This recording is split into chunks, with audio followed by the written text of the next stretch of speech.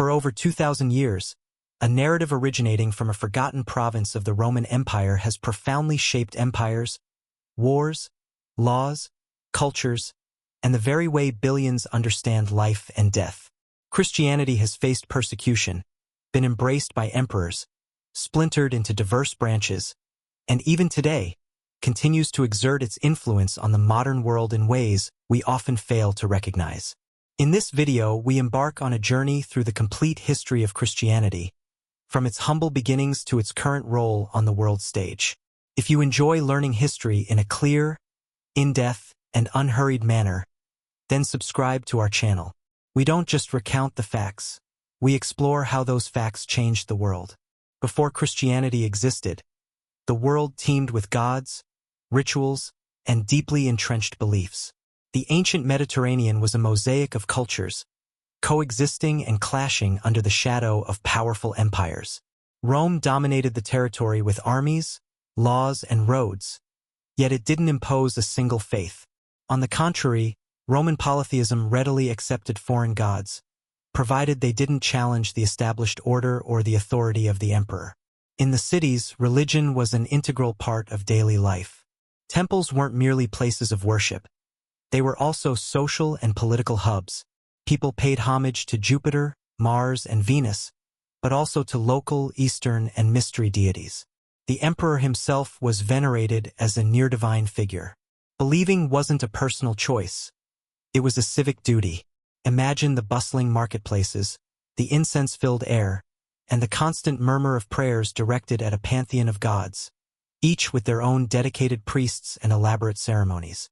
Within this diverse and seemingly tolerant world existed an uneasy exception, Judaism. Unlike their neighbors, the Jews believed in a single, invisible, and absolute God.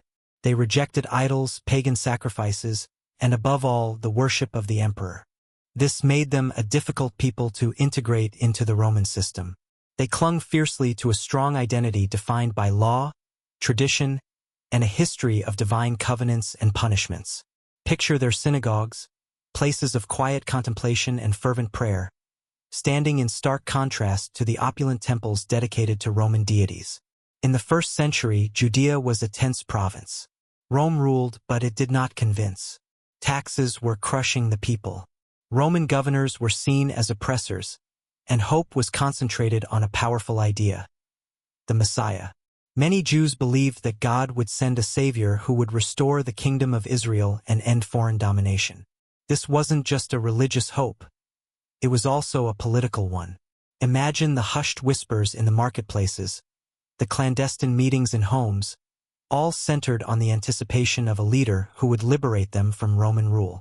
Meanwhile, the rest of the empire sought answers in philosophies such as Stoicism or Epicureanism, mystery religions that promised personal salvation and an afterlife, and increasingly popular Eastern cults.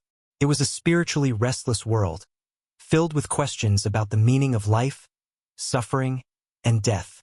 It is precisely in this setting, amidst weary empires, oppressed peoples, and a profound need for hope, that a story emerges that would change the course of the world forever. If you're enjoying this journey into the past, subscribe to the channel, because what comes next will mark a before and after in the history of humanity. Palestine, at the beginning of the 1st century, was a small but tense land. Under the dominion of the Roman Empire, the region lived trapped between two worlds: the crushing power of Rome and the deep religious identity of the Jewish people. It wasn't just any province.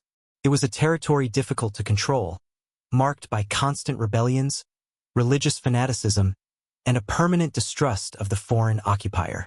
Think of the dusty roads, the sun-baked hills, and the ever-present Roman soldiers, a constant reminder of their subjugated status. Rome governed through intermediaries, client kings like Herod the Great, and after his death, his heirs maintained order in the name of the emperor. When the system failed, Roman prefects such as Pontius Pilate came into the picture, responsible for collecting taxes and suppressing any hint of rebellion. To the people, these rulers symbolized corruption, abuse, and humiliation. The taxes were suffocating, and they were paid even to the enemy who occupied the land promised by God. Society was deeply fragmented. The Sadducees, linked to the temple in Jerusalem, collaborated with Rome to maintain their power. The Pharisees defended a strict observance of the law and tried to maintain Jewish identity in the face of foreign influence. The Essenes withdrew to the desert, convinced that the world was corrupted. And the Zealots opted for violence, believing that only armed struggle would liberate Israel. Each group awaited divine intervention, but each imagined it differently. Amidst this political and religious tension, daily life was harsh. Peasants and artisans barely survived, while a religious elite accumulated wealth. The temple remained the spiritual heart of the people, but also a symbol of inequality. Many wondered if God was still listening to his people or if he had abandoned them. Imagine the crowded marketplaces, the haggling over meager goods, and the ever-present fear of Roman reprisal for any perceived act of defiance. It is in this scenario, charged with frustration, fear, and hope, that a Galilean preacher named Jesus of Nazareth appears. He does not emerge in a moment of calm, but in a time when faith was mixed with politics and any spiritual message had explosive consequences. Understanding Roman-dominated Palestine is understanding why his words were not only religious, but deeply subversive. When one tries to separate the historical Jesus from the Jesus of faith, the terrain becomes delicate, but not empty. Far from being a mythical character emerging only from religious texts, Jesus of Nazareth also left his mark on history.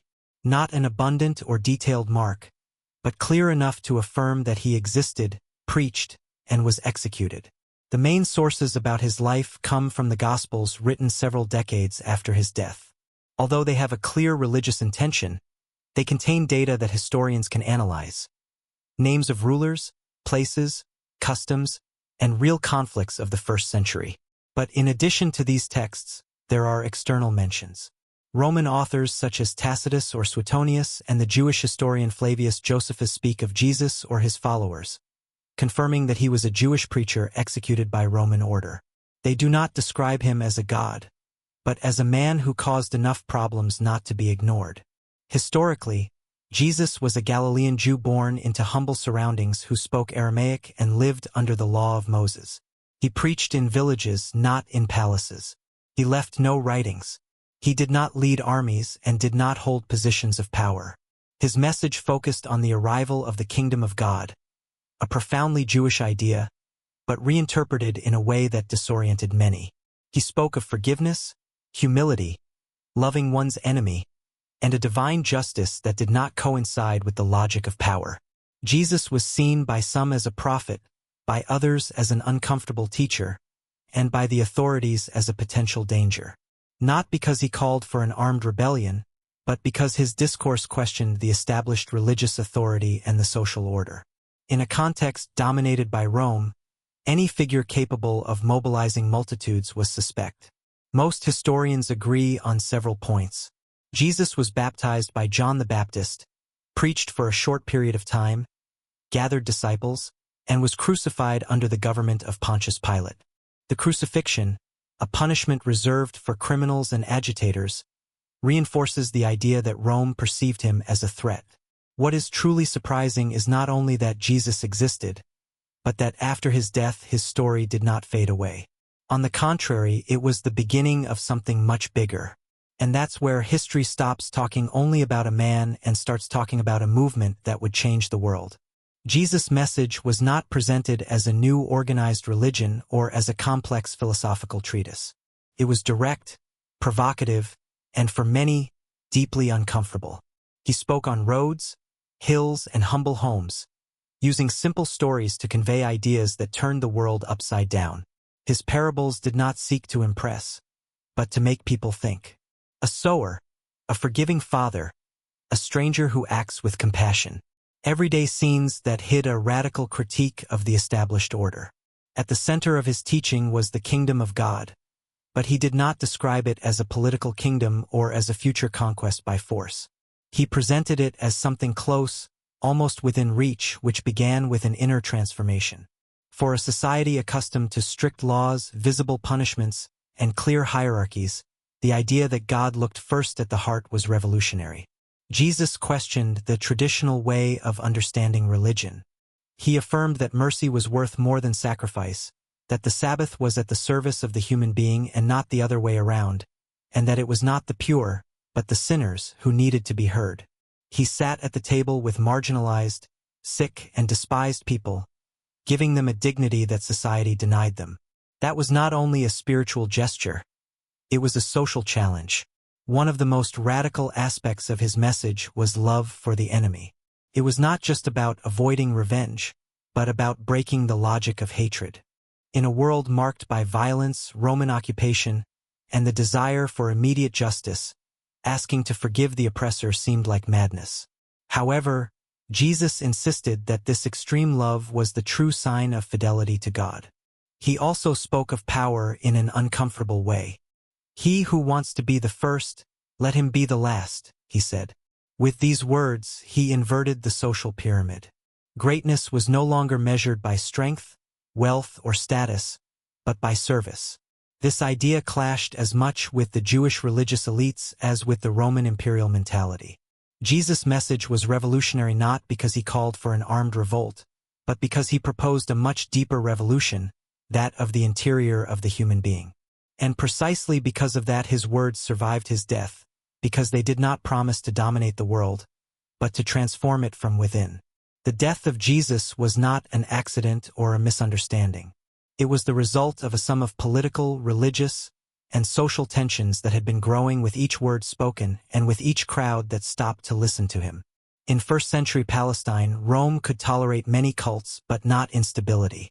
And any figure capable of generating expectation, hope, or loyalty was viewed with distrust. For the Jewish religious authorities, Jesus had become dangerous, not because he denied the law, but because he reinterpreted it with his own authority. He spoke of God as a close father, questioned the hypocrisy of some leaders, and denounced an empty cult, more concerned with form than with justice. His entry into Jerusalem, acclaimed by the crowd, and his gesture in the temple, expelling the merchants, were seen as direct provocations. That was no longer just preaching, it was a public challenge. But the final condemnation could not come only from the religious authorities. Under Roman rule, only imperial power could dictate a death sentence. That is why Jesus was handed over to Pontius Pilate with a political accusation, proclaiming himself king. For Rome, theological debates did not matter. Order mattered. Crucifixion was the punishment reserved for slaves, rebels, and agitators.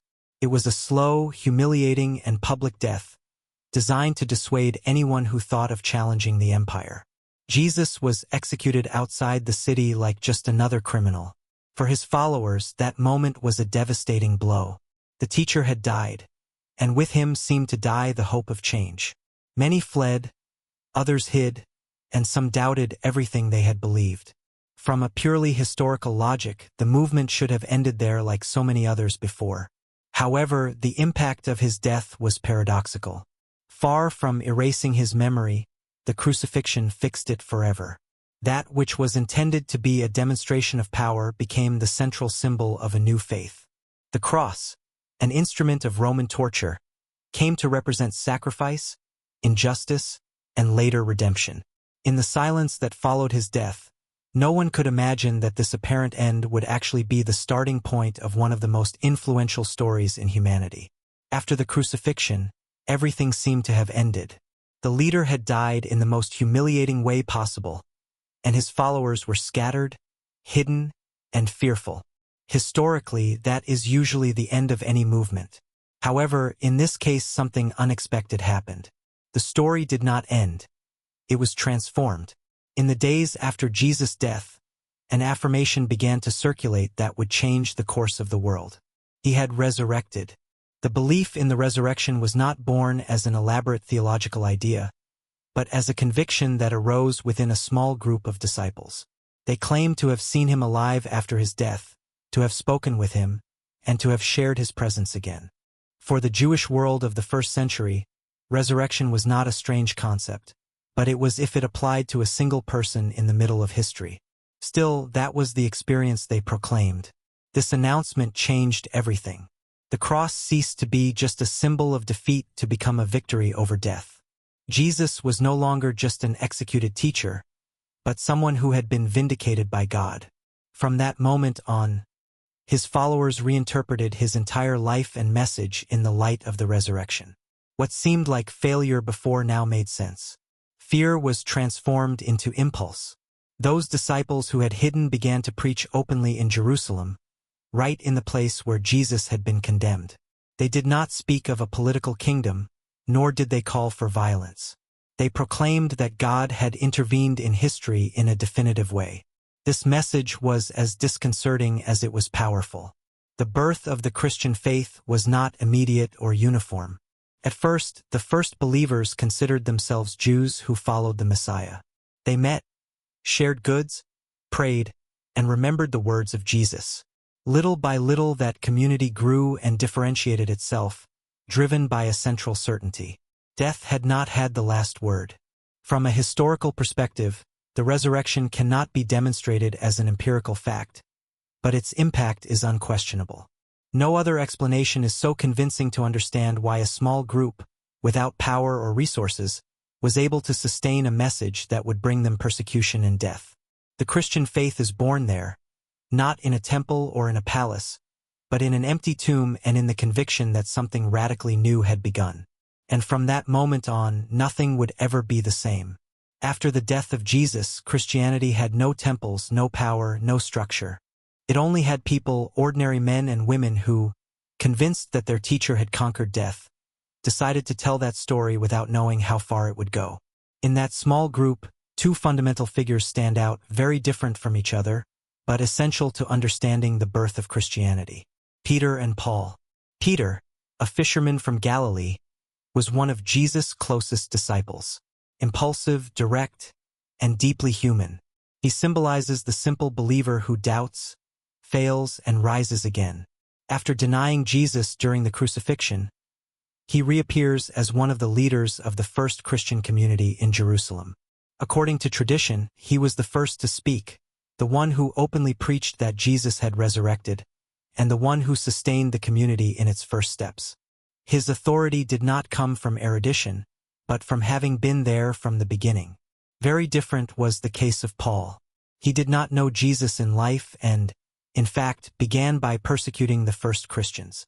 His conversion, after an experience that he himself describes as a revelation, marks one of the most surprising turns in religious history. Paul was cultured, a Roman citizen, and knowledgeable of the Hellenistic world. Thanks to him, the Christian message definitively left the Jewish environment and was directed to the non-Jews, the so-called Gentiles. Paul understood something decisive. If Christianity wanted to survive, it had to adapt without losing its essence. He founded communities throughout the Mediterranean, wrote letters to guide the new believers, and helped define the first theological ideas. His preaching transformed a local movement into a faith with a universal vocation. The key to the first apostles was not strength or wealth, but the word. They preached in squares, houses, and roads, risking their lives. They did not offer power or privileges, but a message of hope, equality, and salvation. That preaching, repeated again and again, wove an invisible network that united very different people. Thus, without armies or temples, the first disciples laid the foundations of a religion that, against all odds, was about to change the world. In its early years, Christianity had nothing to invite success. It did not have political support, or visible temples, or legal protection.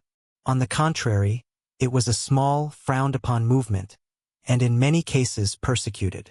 And yet, in just 3 centuries it went from being a marginal sect to becoming the dominant religion of the Roman Empire. Understanding how this phenomenon occurred is key to understanding the history of the West. The expansion of primitive Christianity was supported by an unexpected advantage: the Roman Empire itself. Its roads, ports, and trade routes created to control territories became paths to spread ideas. Merchants, travelers, and missionaries carried the Christian message from city to city. It was not preached first in the countryside, but in urban centers where ideas circulated faster. Christian communities met in private homes. They were small, discreet, and deeply supportive. They shared food. They helped widows and the sick and cared for the poorest, something unusual in the Roman world. This support network attracted people excluded from the system, slaves, women, and foreigners, who found in Christianity a dignity that society denied them. Persecution, far from destroying the movement, strengthened it. Although persecution was neither constant nor uniform, Christians were at times accused of atheism, treason, and bizarre practices. Their refusal to worship the emperor made them suspect in the eyes of Roman authorities. However, this martyrdom had an unforeseen consequence. It transformed the victims into symbols of faith and unwavering conviction. To die for one's beliefs lent the message an undeniable power. Another crucial factor was the simplicity of the message. Christianity offered personal salvation, life after death, and a direct connection with God, irrespective of social standing. In an empire riddled with inequality and uncertainty, such a promise held immense appeal. Furthermore, the Christian leaders proved adept at organization. Bishops, priests, and deacons began structuring communities, maintaining doctrinal unity and communication between cities. Letters and writings circulated, forging a shared identity. Thus, amidst persecution, clandestine gatherings, and an unyielding faith, Christianity spread silently, almost imperceptibly, throughout the Roman world. By the time the empire sought to react, it was too late. The seed had been planted in every corner of the Roman world. For Rome, Christianity wasn't a military threat, but something perhaps more dangerous, a threat to the established order. The empire rested on a network of political loyalties, religious traditions, and shared symbols. Worshipping the Roman gods and rendering homage to the emperor wasn't merely a spiritual act, but a public demonstration of allegiance to the system. The Christians, however, refused to comply. From a Roman perspective, this was incomprehensible. Christians erected no statues, participated in no public sacrifices, and met in secret. They called each other brothers, spoke of a different kingdom, and asserted that they obeyed God rather than the emperor. They weren't conspirators, but neither did they fit in. And in an empire obsessed with stability, difference bred suspicion. Persecutions were neither constant nor uniform. For extended periods, Christianity was simply tolerated or ignored. But in times of crisis, epidemics, military defeats, political instability, Christians became scapegoats. They were accused of provoking the wrath of the gods, of immoral practices, and even of hating humankind. The simple act of refusing to participate in the official religion was enough to brand them enemies of the state. The punishment was intended to be exemplary. Arrests, torture, and public executions were meant to deter others from following this path. However, the effect was the opposite. Martyrdom transformed the victims into symbols. To die without renouncing the faith, facing suffering with serenity, impressed even their executioners. Each martyr didn't extinguish the message, it amplified it. For many Romans, it was bewildering that someone would embrace death for a belief that offered no power, wealth, or earthly protection. Yet, therein lay its strength. Christianity proposed a loyalty superior to any human authority and a hope that extended beyond present life. Rome didn't fear Christians for what they did, but for what they represented. An invisible community united by a faith that couldn't be controlled. And the more the empire tried to eliminate it, the clearer it became that this faith wouldn't disappear, because the empire could kill bodies, but not ideas that had already taken deep root. Christianity had survived centuries of scorn, indifference, and persecution. What began as a small, marginal movement became a phenomenon that even Rome couldn't ignore. And then, unexpectedly, came a twist that would change the course of history: the conversion of Constantine. Constantine wasn't a saint or an idealist.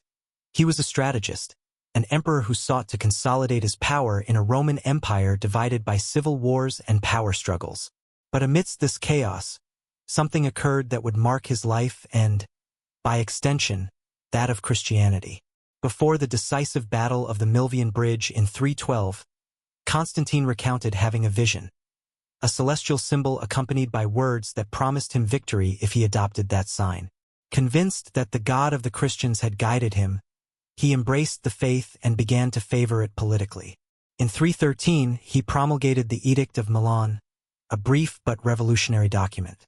For the first time in the history of the Roman Empire, freedom of worship was guaranteed to Christians, and they were allowed to practice their religion without fear of reprisal.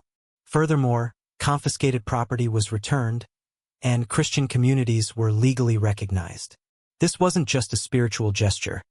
It was a strategic shift that allowed Constantine to unify the empire under a shared ideal, using faith as a tool for social and political cohesion. Constantine's conversion transformed Christianity from a persecuted movement into an accepted, protected, and eventually privileged force. Suddenly, the faith that had been a symbol of marginalization became an instrument of power. Temples began to be built, churches grew in cities, and bishops acquired a role of influence that would have seemed impossible before. Doctrine itself began to be organized with greater firmness, and faith ceased to be merely a private act, becoming a central actor in the public and political life of the empire. This historical turn wasn't without its tensions. Many Christians wondered if the faith should remain a humble and suffering cause or if it could coexist with earthly power. But what became clear was that Constantine's conversion radically changed the rules of the game. Christianity could no longer be ignored or easily crushed. Its survival and growth were ensured not only by the faith of its followers, but also by the protection of the most powerful emperor in the world. Yes, what began as a small group of followers of a Galilean preacher began to weave its influence over entire empires, initiating a story that would transform not only religion, but politics, culture, and Western civilization for centuries to come. After Constantine's conversion, Christianity ceased to be a persecuted faith and became a central element of the Roman Empire. It wasn't an instantaneous or simple process. Transforming centuries of marginality into religious authority involved redefining the role of the church, its leaders, and its teachings within a political system that had until then viewed it with distrust. The church ceased to be just a collection of dispersed communities in houses and catacombs, becoming an institution with hierarchy, temples, wealth, and power. Bishops and local leaders began to exert influence over political, judicial, and cultural decisions, something unthinkable during times of persecution. Faith ceased to be merely spiritual and became also an instrument of social cohesion. The emperor and the church began to collaborate, each legitimizing the other. Political power backed the faith, and faith reinforced political authority. Christianity became a common language for an immense and diverse empire. The local traditions and ancient cults, once predominant, began to transform or merge with the new official religion.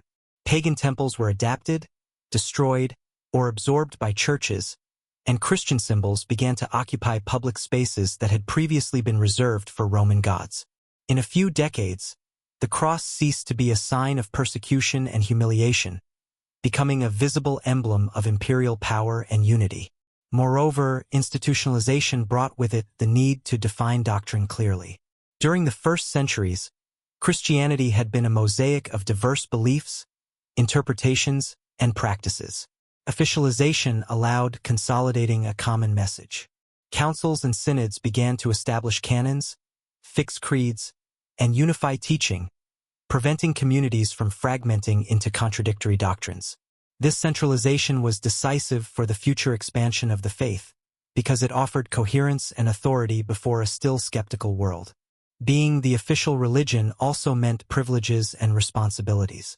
Christians could build churches, receive donations, and count on legal protection, but they also had to participate in the life of the empire, legitimize the emperor, and sustain social stability.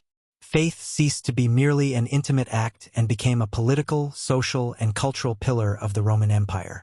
Thus, in a matter of decades, what had begun as a small group of followers of a Galilean preacher transformed into a religion that not only survived, but molded laws, cities, and entire cultures.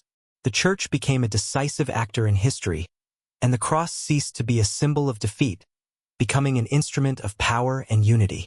With Constantine's conversion and the officialization of Christianity, an unexpected challenge arose: doctrinal unity. For centuries, faith had been transmitted orally in diverse and dispersed communities, with different interpretations regarding the life, teachings, and nature of Jesus. This diversity, which had allowed Christianity's survival during persecution, now threatened to divide it from within. It was necessary to define clearly what was believed and what wasn't accepted. Thus were born the councils, gatherings of bishops and leaders from all of Christendom, where the foundations of the faith were discussed and decided. The first great council, that of Nicaea in 325, had a clear objective: to resolve debates that had already generated tensions in many communities. The Arian heresy, which questioned the divinity of Jesus, had gained followers and threatened the unity of the Church.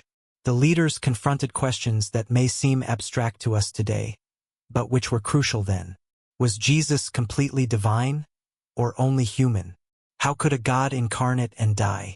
The decisions that were made not only clarified doctrine, but established a pattern. The Church became the authority capable of fixing dogmas and marking the limits of acceptable faith. But the councils didn't only address theological debates. They also resolved practical and disciplinary problems. From the organization of the clergy to liturgical practices, everything had to align with the new structure of the official church. Political and religious power became intertwined. Emperors attended or supported the councils, understanding that doctrinal unity also meant social and political stability. Throughout the following centuries, other councils continued this work. Each meeting faced new heresies and doubts. Monophysitism, the nature of the Trinity, the liturgical calendar, and the definition of the sacraments.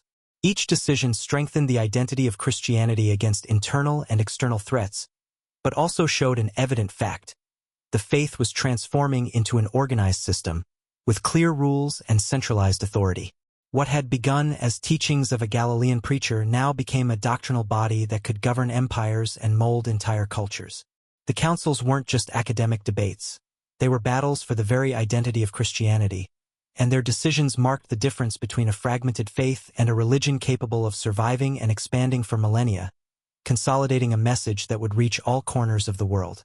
The history of Christian doctrine is largely the story of how a humble message transformed into a coherent system capable of enduring beyond times and empires. When the Western Roman Empire fell at the end of the 5th century, Europe entered a period of chaos and fragmentation that historians call the Dark Ages. Cities were sacked, trade routes were interrupted, laws were forgotten, and kingdoms arose and disappeared with the swiftness of war. Amidst this political and social vacuum, the Christian Church emerged as a surprising element of stability, where emperors could no longer sustain order. Bishops, abbeys, and religious communities began to fill the void. Christianity ceased to be just an official faith and became a pillar of daily life. Monasteries weren't just places of prayer. They became educational, cultural, and agricultural centers. They guarded ancient manuscripts, taught reading and writing, and preserved knowledge that otherwise would have disappeared. In a world without centralized administration, ecclesiastical leaders acted as judges, mediators, and advisors to kings and nobles. The Church offered legal and moral coherence in a time when secular justice was unpredictable and often violent. Moreover, Christianity provided a shared identity in a fragmented continent.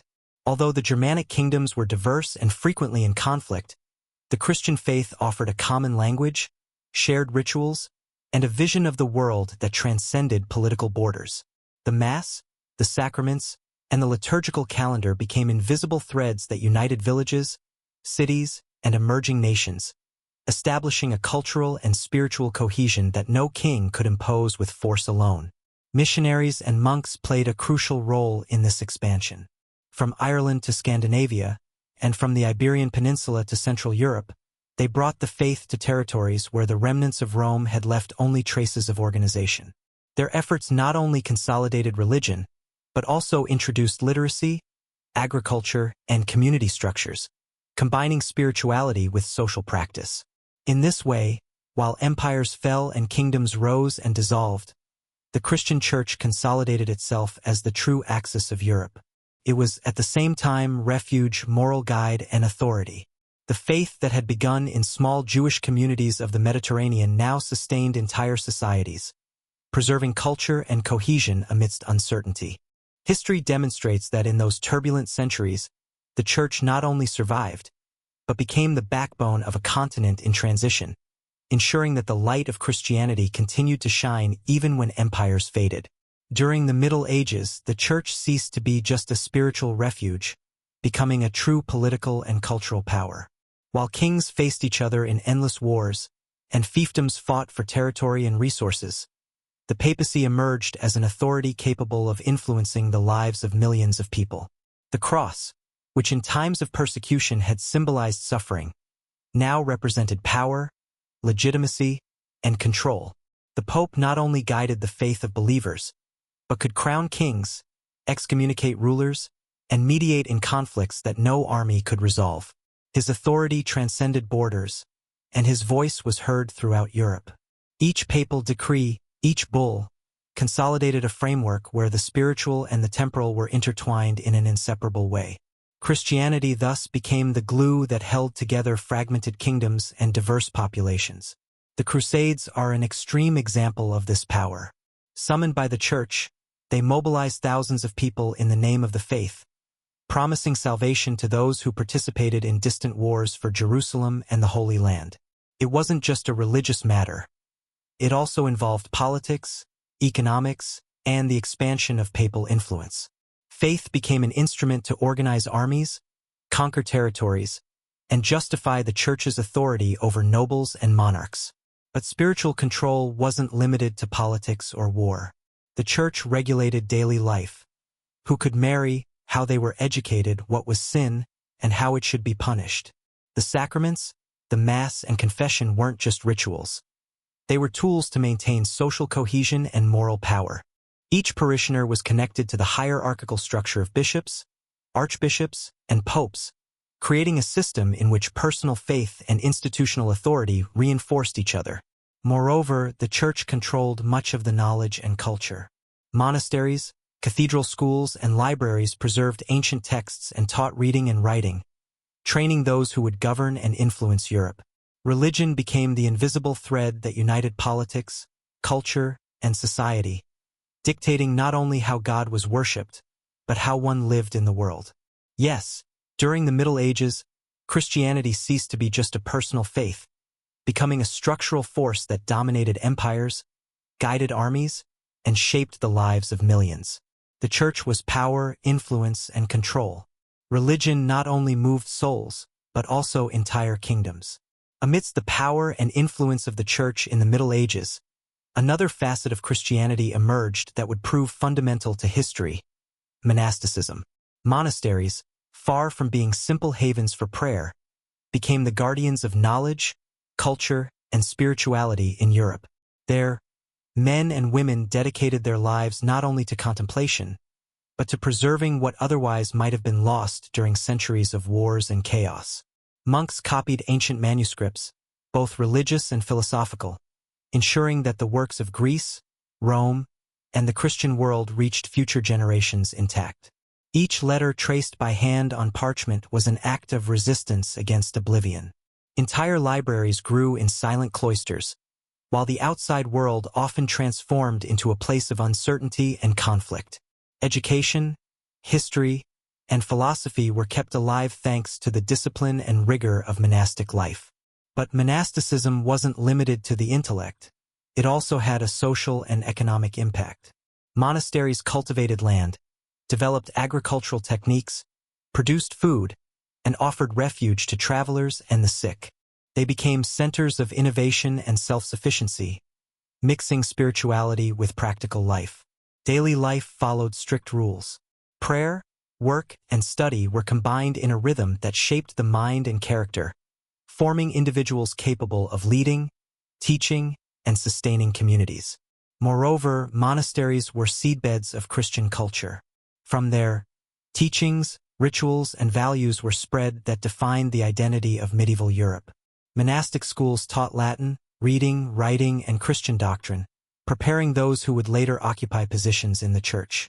The monks' influence extended far beyond the monastery walls, permeating society with their values and knowledge, shaping the very fabric of medieval civilization. Every painstakingly copied manuscript, every carefully imparted lesson, and every act of disciplined devotion contributed to the construction of a civilization guided by faith and learning. Monasticism also offered a sanctuary for introspection and spiritual innovation. In the quietude of contemplation, meditation, and profound prayer, practices emerged that would endure for centuries, profoundly influencing Christian music, architecture, and literature. Each monastery was a microcosm, a self-contained universe where the inner life intertwined with the mission of preserving and transmitting culture and faith. While kings and armies clashed for temporal power, the monks quietly sustained the soul of Europe. Monasticism not only safeguarded Christian tradition, but actively expanded it, teaching and solidifying its principles, ensuring that the light of knowledge and faith survived the turbulent darkness of the times. Thanks to their tireless efforts, Christianity became not merely a religion of belief, but a driving force for culture, education, and civilization. However, this Christianity, which had united Europe and much of the Mediterranean under a shared spiritual umbrella, began to exhibit deep fissures that would lead to one of the most consequential events in its history: the East-West Schism. What had appeared to be a monolithic faith began to fragment, not primarily due to heresies, but due to cultural, political, and theological tensions that had been accumulating for centuries.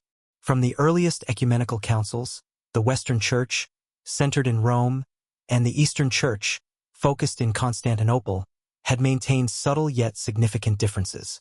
Language, customs, liturgical practices, and interpretations of the Pope's authority all fueled tensions. While the West leaned toward papal centralization, the East defended the autonomy of the patriarchs and the tradition of distributed authority among various sees. Each region had cultivated its own distinct Christian identity, shaped by centuries of unique history, culture, and interactions with different empires and peoples. The conflict was further intensified by political and economic factors. Constantinople, the capital of a still powerful and prosperous empire, was unwilling to submit to the authority of Rome. Disputes over jurisdictions, taxation, and religious influence were unavoidable. Moreover, theological differences, such as the infamous Filioque debate, whether the Holy Spirit proceeded only from the Father or also from the Son, became potent symbols of a deeper disconnect. Each side viewed these differences not merely as matters of doctrine, but as fundamental issues of identity and legitimacy. The year 1054 marks a pivotal moment. Pope Leo IX and the Patriarch of Constantinople, Michael Cerularius, excommunicated each other. This was not an impulsive act, but the culmination of centuries of accumulated disagreements. This formal gesture solidified the division.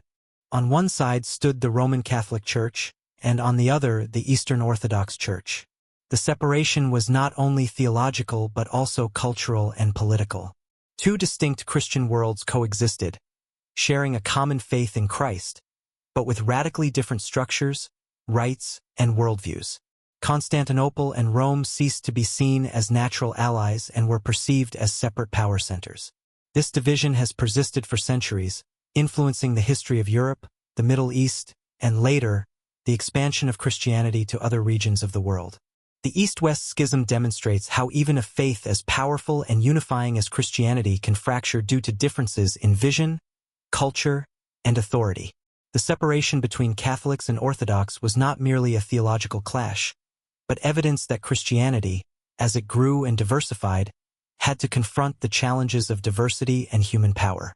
What began as a perceived perfect unity transformed into two rich, complex, and enduring traditions, whose roots are still felt today. Although the medieval church appeared to be an indestructible pillar of power and spirituality, beneath its imposing facade, tensions and problems were accumulating that would eventually pave the way for profound change. Ecclesiastical authority was immense, but it was not exempt from corruption, rivalries, and abuses that undermined the institution's credibility among the faithful. The luxury and wealth of certain members of the clergy stood in stark contrast to the poverty of the majority of the population.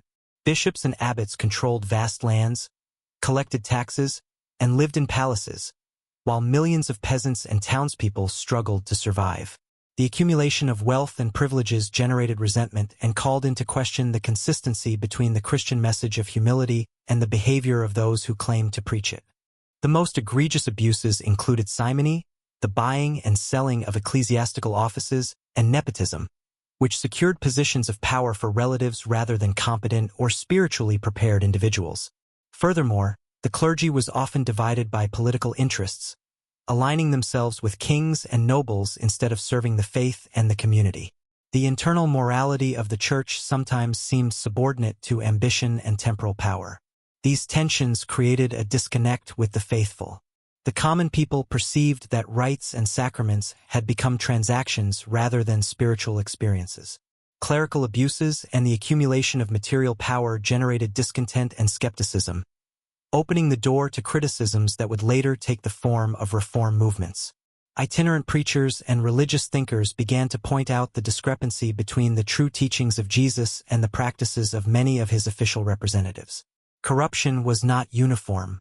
Many monks, priests, and bishops maintained exemplary lives and dedicated their existence to spirituality and service to others. But the general perception was affected by the visible excesses of some leaders, and that perception was enough to fuel the need for change. These decades of crisis set the stage for the great reforms that were to come. The church had to confront its own weaknesses, the pressure from the faithful, and the challenge of new ideas. Corruption, abuses, and disconnection from the common people would not destroy Christianity, but would force it to rethink its structure, its authority, and its role in society. It was a time of contradictions, of power and faith intertwined, where the heart of the church struggled to remain true to its mission while the world changed around it. In the early 16th century, the medieval church, with its immense power, visible wealth, and questionable practices, was poised for a shock that would shake the foundations of Western Christianity. That shock had a face. Martin Luther, a German monk who, with his convictions and courage, became the catalyst for a religious revolution that no one had foreseen. Luther did not initially set out to separate Christianity. His intention was to reform it from within. He was indignant about the sale of indulgences, the practice of paying to reduce penalties for sins, and questioned the absolute authority of the Pope over salvation. In 1517, he nailed his famous 95 Theses to the door of the Wittenberg Church, an act that seems symbolic today, but was at the time a radical challenge to centuries of ecclesiastical structure. Each thesis was a declaration. Salvation cannot be bought, faith and grace are personal, and the Bible must be the sole spiritual authority. Rome's reaction was swift. Luther was excommunicated, but his message had already taken root. The printing press, a recent technology, allowed his ideas to spread rapidly throughout Germany and then throughout Europe. For the first time in centuries, common people could access the Bible in their own language and directly question the Church's interpretation. Education and literacy became tools of spiritual emancipation, and faith ceased to be a monopoly of priests and clerics. The Reformation was not only a theological conflict, but also a political and social one. Princes and cities seized the break to challenge papal authority and consolidate their independence. New denominations emerged: Lutherans, Calvinists, Anglicans, each interpreting the faith in their own way. Europe fragmented along confessional lines, and religious wars marked politics, economics, and everyday life for decades. But the true revolution of Luther and his followers lay not only in doctrine, but in the idea that the relationship between the believer and God could be direct. The mediation of the clergy was no longer absolute. Individual conscience and the reading of the Bible became legitimate paths to salvation. This transformed the spirituality, culture, and organization of Christianity, opening a debate that continues to this day about authority, faith, and freedom of conscience. The Protestant Reformation demonstrated that even an institution as powerful as the Church could be questioned and transformed from its own foundations. With Luther began a new chapter of Christianity, one marked by diversity, controversy, and the idea that faith, ultimately, belongs to each individual. The Protestant Reformation not only shook the faith but ignited a series of tensions that would bring Europe to the brink of chaos. The Catholic Church, faced with the loss of followers and the challenge of new interpretations, reacted with what would become known as the Counter-Reformation, a determined effort to reform itself from within and reaffirm its authority in a divided continent. The Council of Trent, convened between 1545 and 1563, was the heart of this response. There, dogmas were clarified, sacraments were reaffirmed, and norms for the clergy were established, seeking to eliminate abuses and restore internal discipline. The Church not only corrected errors but also forcefully defined what it meant to be Catholic in the face of Protestant teachings. Seminaries, the Inquisition, and new religious orders such as the Jesuits emerged to educate, preach, and consolidate the faith, combining spiritual rigor with strategic organization. But the Counter-Reformation did not remain in the internal sphere.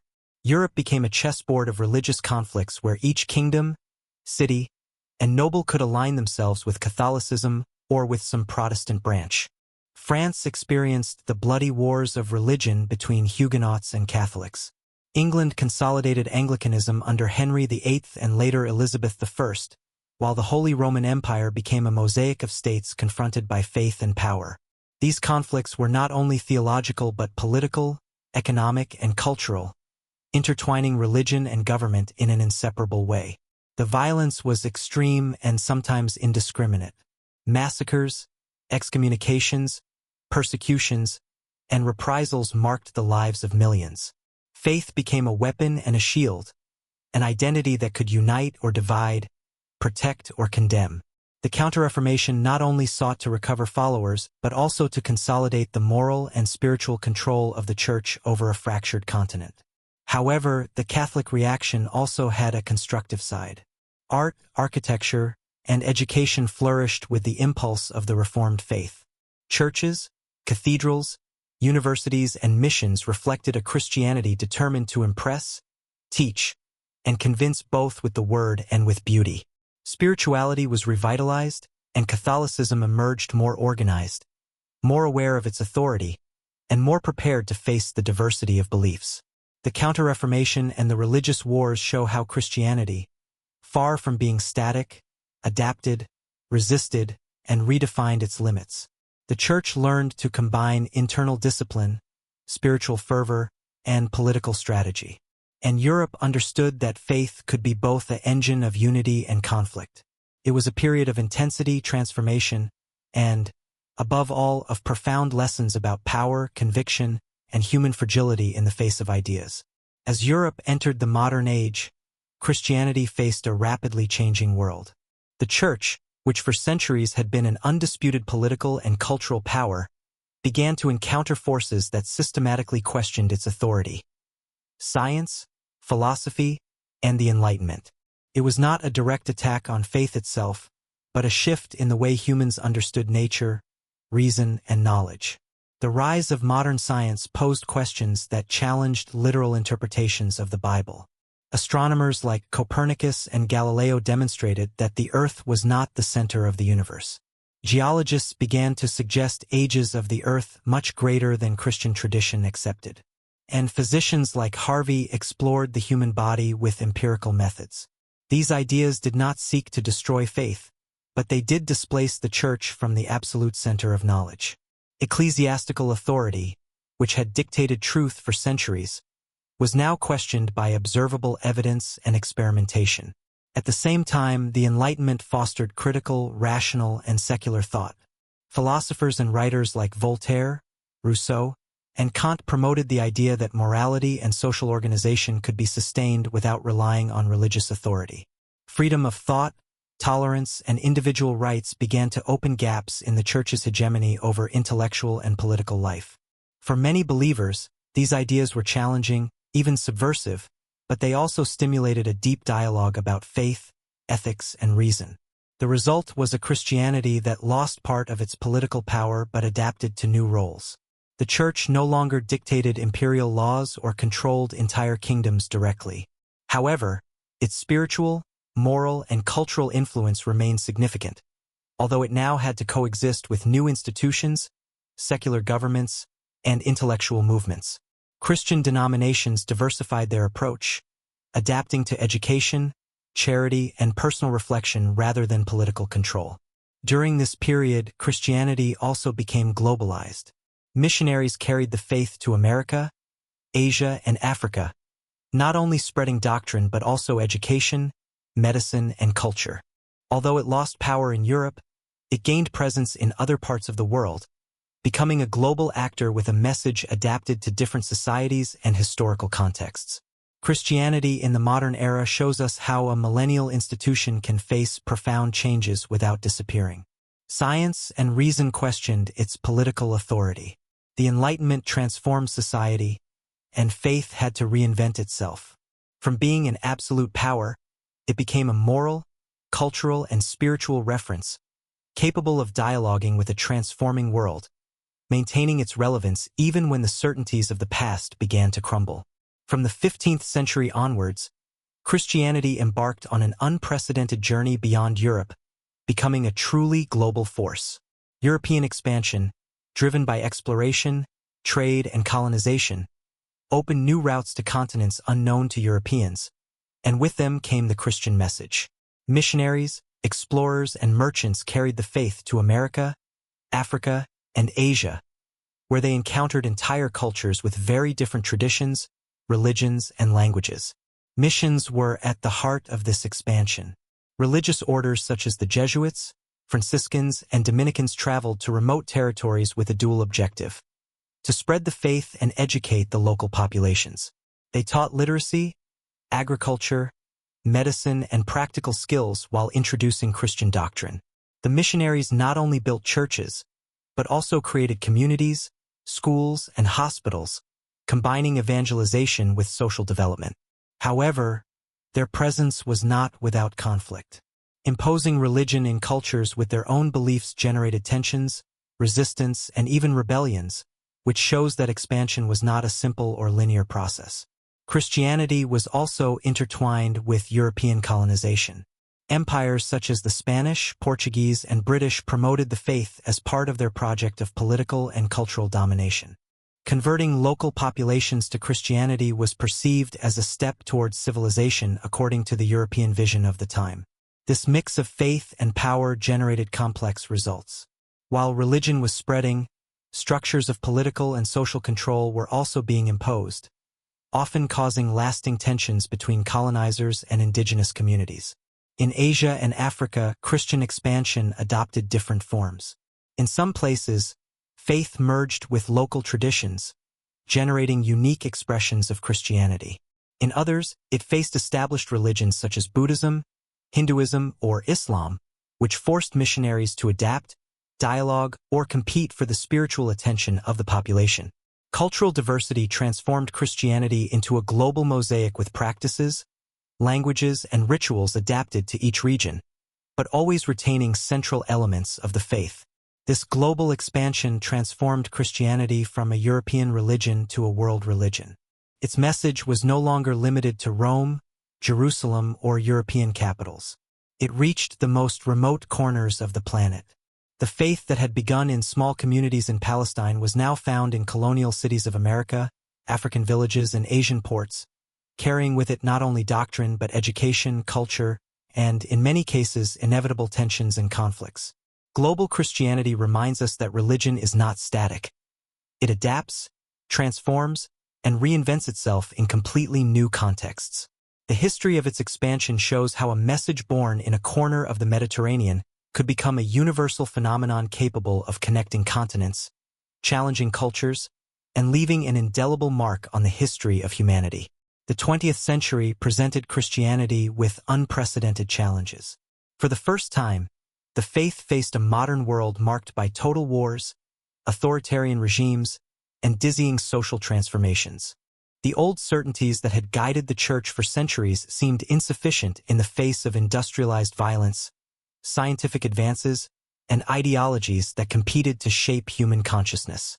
The two world wars were a testing ground for faith. In Europe, millions of believers saw mass violence, genocide, and destruction. Entire communities were decimated. The Church, though present in social assistance and humanitarian efforts, found itself limited in the face of such immense suffering.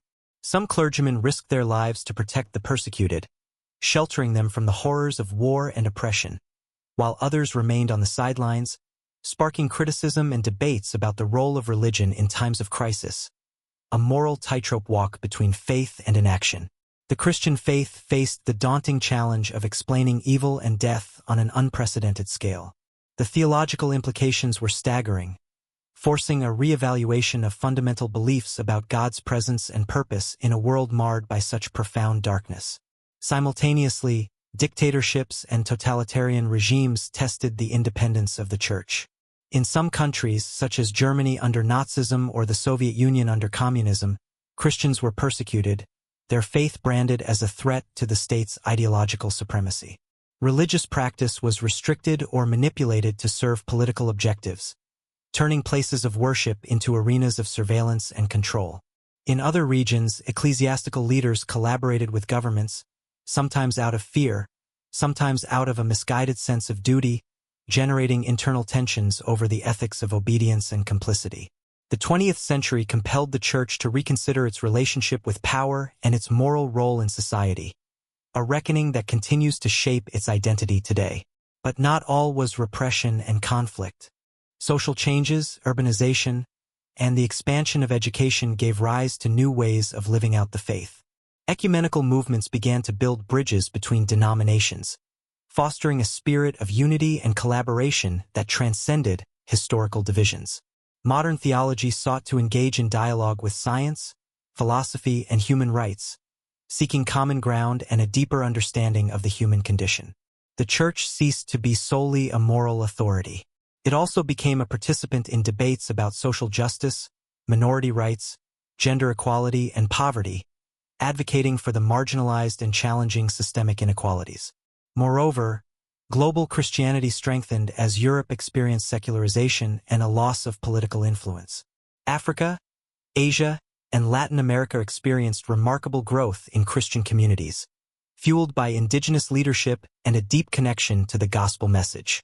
New expressions of faith adapted to local cultural contexts transformed the way millions practiced religion, weaving Christian beliefs into the fabric of their daily lives, making Christianity a truly global and diverse phenomenon. The 20th century demonstrates that the Christian faith can be resilient and flexible in the face of the most extreme challenges. Wars, dictatorships, and social changes did not destroy Christianity, but forced it to rethink, adapt, and find new ways of relevance in a constantly transforming world. The history of this period reveals a Christianity capable of surviving violence and change, maintaining its message while learning to coexist with modernity. Today, Christianity is more diverse and global than at any other point in its history. What began as a small movement in Palestine has branched out into hundreds of traditions, denominations, and forms of expression that reflect the cultural, historical, and spiritual richness of millions of people around the world. This diversity is not only theological, but also social, cultural, and liturgical, and defines how faith is lived in different contexts. Catholicism remains the largest branch, with the Pope in Rome as its central figure. The Catholic Church combines tradition, ritual, and hierarchical authority, maintaining centuries of teaching, sacraments, and organizational structures. Its influence is not limited to the spiritual. The Church participates in education, health, and social assistance globally, solidifying an active role in the lives of millions.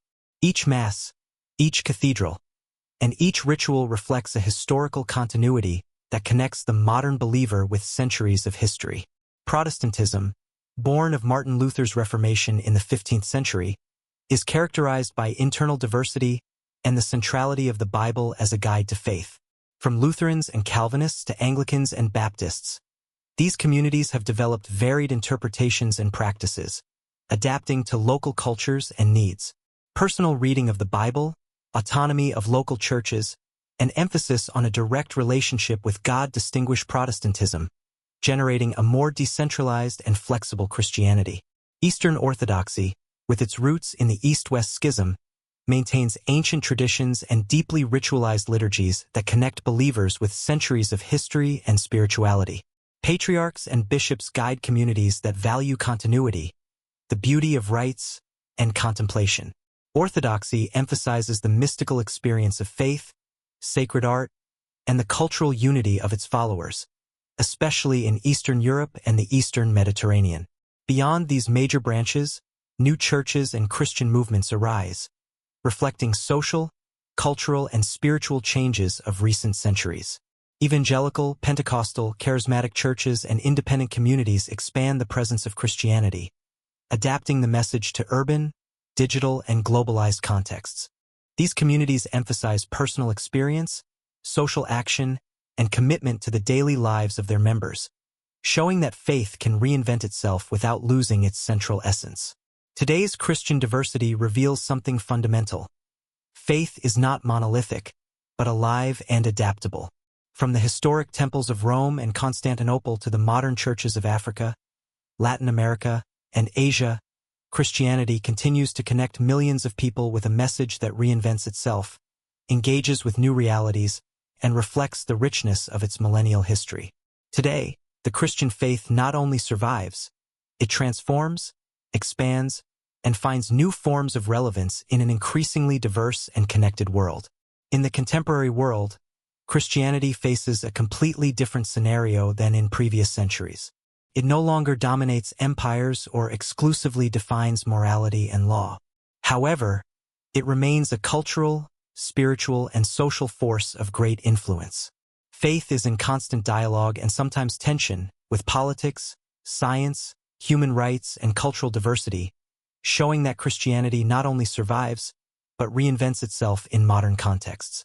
Today, religion is part of public debates about ethics, social justice, and moral responsibility.